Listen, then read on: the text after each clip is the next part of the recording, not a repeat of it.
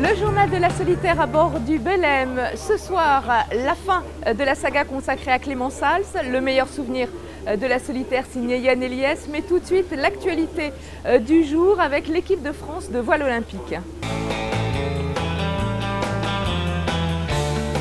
Avec plusieurs titres mondiaux et olympiques, l'équipe de France de voile est une des plus titrées au monde.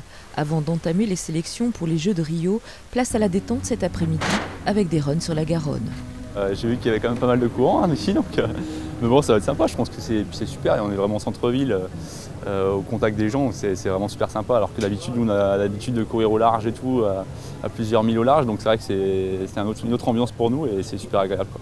Impossible d'apporter sur la Garonne son 4,70. Alors l'équipage féminin se verrait bien sur un Figaro.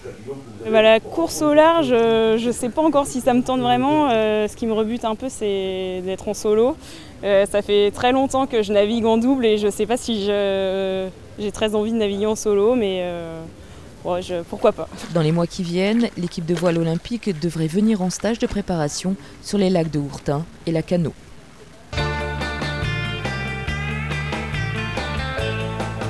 À quelques jours de l'arrivée des Figaro Beneteau à Bordeaux, on retrouve sur la Garonne Clément Sals et son préparateur Xavier Goutel. C'est l'heure des derniers réglages, on monte le Spi et le Génois qui viennent d'arriver, et puis c'est aussi l'occasion de tester la navigation fluviale et les pièges qui attendent la flotte des figaristes lors du prologue de samedi. Les dangers, c'est le courant, le fait d'éventuellement s'échouer, il y a des bancs de sable sur la Gironde, ça c'est le principal danger. Et après, sur les rives, il y a aussi, on s'approche beaucoup des rives quand on est à contre-courant, donc pour s'abriter du courant. Et donc là, il peut y avoir aussi des objets immergés. On va se l'affaler. Après le prologue, la flotte descendra vers Pauillac pour le départ océanique. Une navigation dans l'estuaire très spectaculaire. On fait un départ devant Pauillac avec un parcours technique, c'est-à-dire qu'il va y avoir une bouée au vent, une bouée spectacle. Donc là, on est en mode quasiment banane, alors qu'on part pour 3 jours.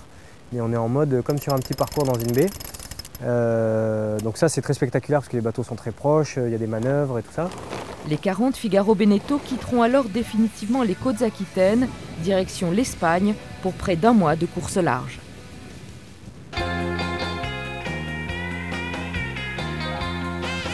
C'était la première étape de la solitaire 2013, Bordeaux-Porto. Elle a eu un schéma un peu particulier parce que je suis parti de Bordeaux, j'ai mon ordinateur qui a cramé. Du coup j'ai fait toute la course sans ordinateur.